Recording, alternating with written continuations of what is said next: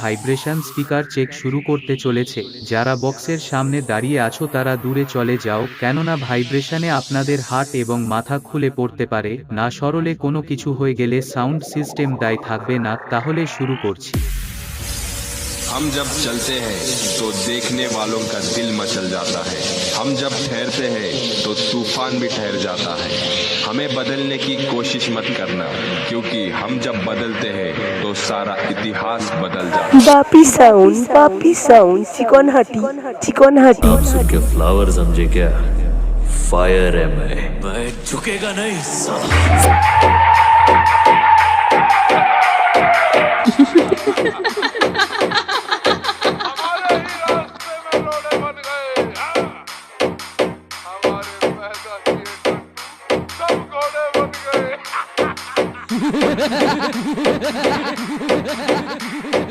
DJ DJ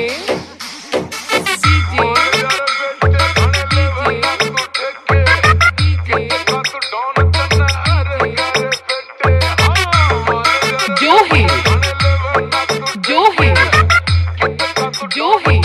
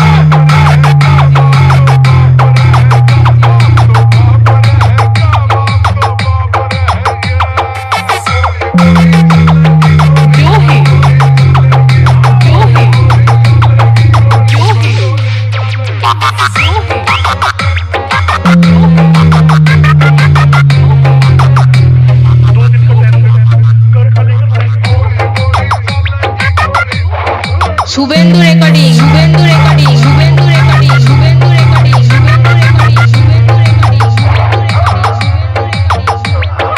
कोरुड़ी कोरुड़ी कोरुड़ी कोरुड़ी